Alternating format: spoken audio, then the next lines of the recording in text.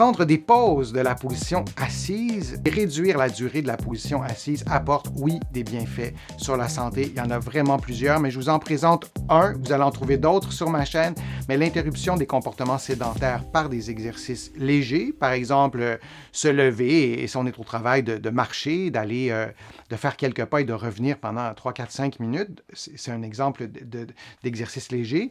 Et de courte durée, quelques minutes, peut améliorer les indicateurs de glycémie chez les patients atteints de diabète de type 2. On ne parle pas d'aller faire un marathon, d'interrompre la position assise prolongée parce que nos muscles ne contractent pas, parce qu'il y a un dérèglement à la longue lié à l'insuline, lié à la sensibilité à l'insuline, etc. Je vous en ai déjà parlé, mais donc oui, ça vaut la peine de prendre des pauses sur la santé. Ça a des effets sur les muscles.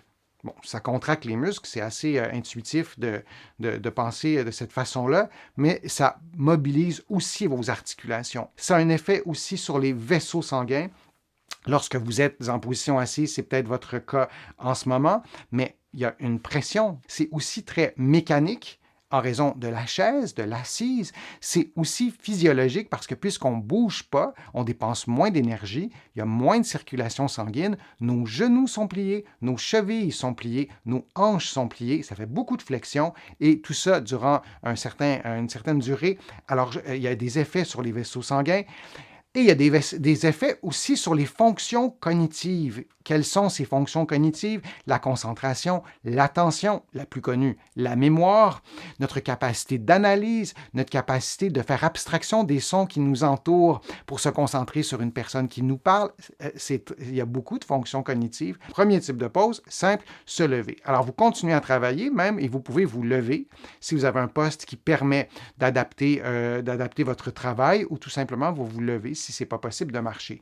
Ça a des bienfaits. Idéalement, on voudrait aller à l'autre étape, c'est de se lever et de marcher. J'ai écrit marcher à l'intérieur de l'endroit où vous serez.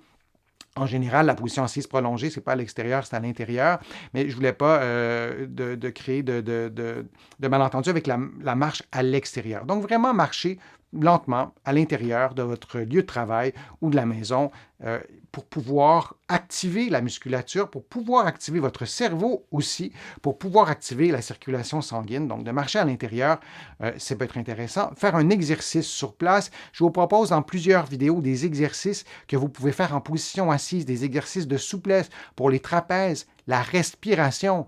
Respiration abdominale, vous placez votre main sur l'abdomen et vous inspirez en gonflant votre ventre. Ça a un effet sur la circulation sanguine, ça a un effet aussi sur le niveau de stress. Je vous ai montré des techniques pour diminuer le niveau de stress en utilisant la respiration abdominale. Donc, c'est un exercice aussi qu'on peut faire, mais ça peut être aussi des exercices de mobilité, même des exercices de renforcement, de prendre l'habitude de prendre des pauses actives, c'est fort intéressant, ou de pratiquer aussi une activité physique. Et là, on se dit souvent, je n'irai pas jouer au hockey pendant 5 minutes, mais on peut aller monter les escaliers, on peut marcher rapidement, même à l'extérieur, si physiquement c'est possible de le faire.